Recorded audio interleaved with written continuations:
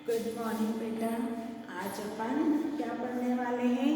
हिंदी व्याकरण में अशुद्ध लेखन जो आप लोग करते हो उसे हम शुद्ध लेखन में कैसे लिखें और वो गलतियां आप कैसे करते हो, ये वाली बात आज हम पढ़ेंगे।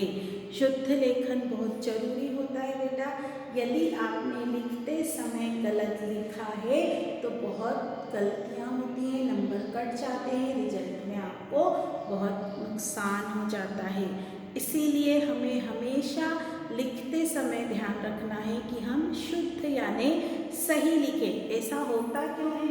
हम लिखते समय बहुत कुछ गलतियां कर देते हैं और ये अशुद्धियां क्यों होती हैं? गलत उच्चारण के कारण। हम जो बोलते हैं, हम जो उच्चारण करते हैं वो सही नहीं होता, इसीलिए हमसे गलतियां हो जाती हैं। तो हमको इस चीज का ध्यान रखना है कि हम जो बोल रहे हैं वो सही बोले।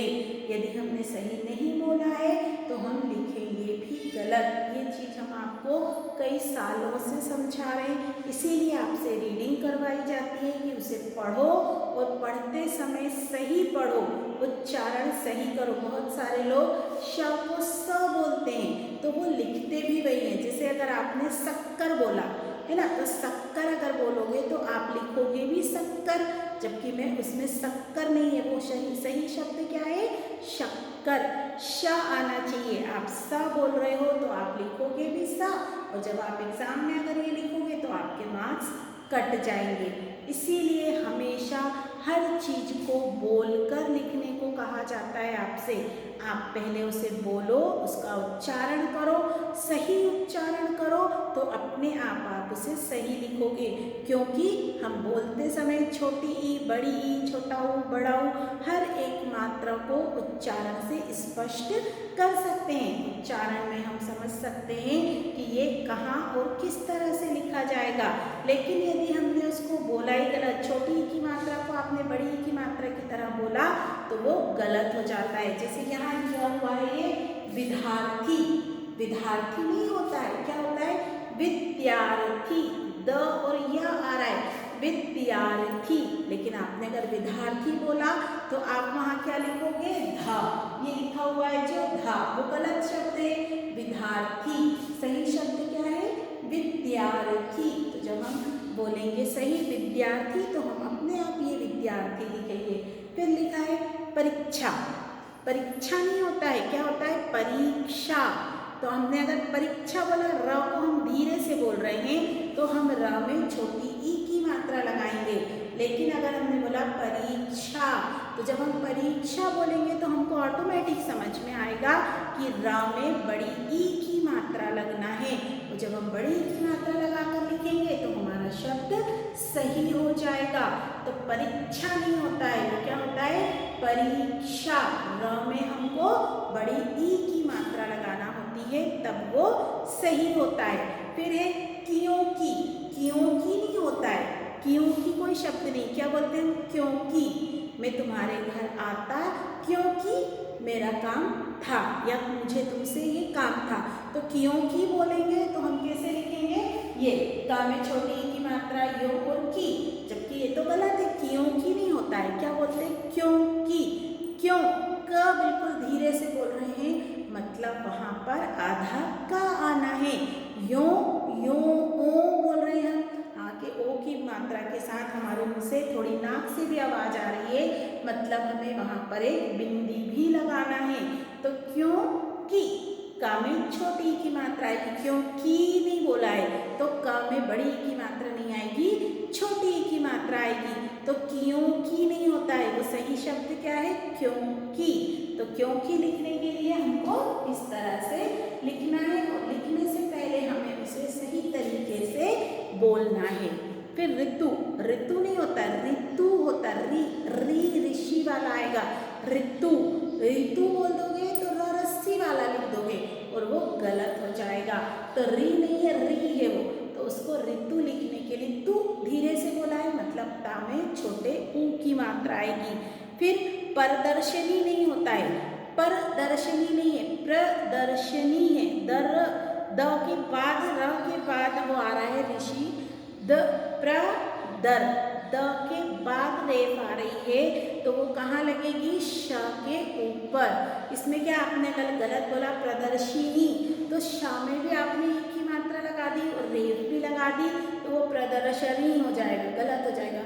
प्रदर्शिनी तो प्रा आ जाएगा, फिर दर बोल रहे हैं तो दा के आगे वाला जो वर्ण है उसके ऊपर रेफ आएगी और नी हम जोर से बोल रहे हैं तो ना में बड़ी ई की मात्रा आएगी, तब वो सही होगा प्रदर्शनी।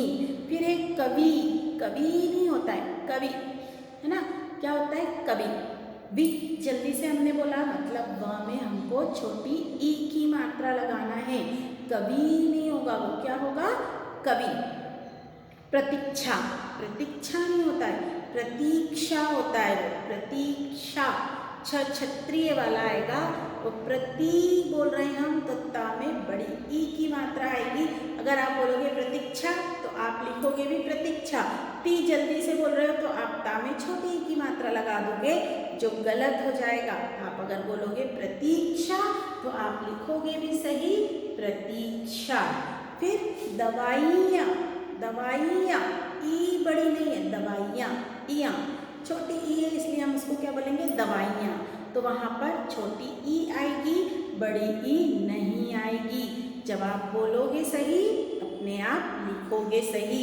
फिर उदाहरण, उदाहरण नहीं होता है, क्या होता है उदाहरण, है ना, पहले ह आएगा फिर र आएगा फिर ड़ आएगा। बहुत सारे लोग उदाहरण कर देते हैं, उसको र को पहले लिख देते हैं तो वो गलत हो जाता है।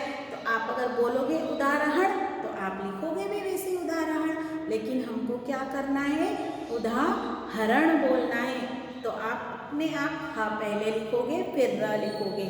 फिर कृपा, कृपा नहीं होता है कृपा होता है, कृ होता है क्रा नहीं होता है ना, कृ है मतलब ऋषि की मात्रा आएगी कृपा।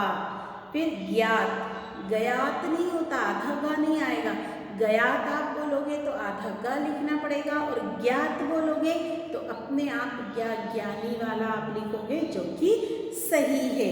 फिर रविंद्र, रविंद्र नहीं होता है, क्या होता है रविंद्र, है ना, व में बड़ी ई की मात्रा आएगी और उसमें बिंदी भी आएगी और रविंद्र होगा, वो रविंद्र नहीं होता।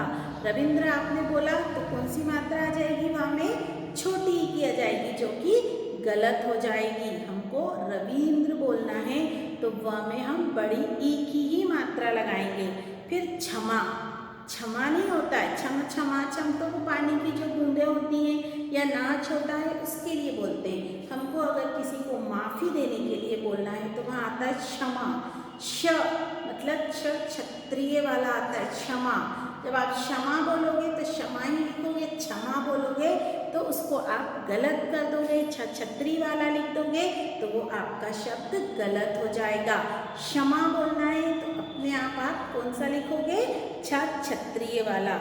चिन्ह नहीं होता है चिन्ह होता है, ना आधा पहले नहीं आता, पहले ह आधा आता है फिर ना आता है, चिन्ह नहीं होता चिन्ह होता है। तो इसलिए चिन्ह में हमेशा हम क्या करेंगे, पहले आधा ह लिखेंगे फिर ना लिखेंगे। इसी तरह घंटा नहीं है, घंटा है वो, घनटा नहीं बोलते उसको, घंटा बोलते हैं। तो घ के ऊपर हमें बिंदी लगाना है, घंटा।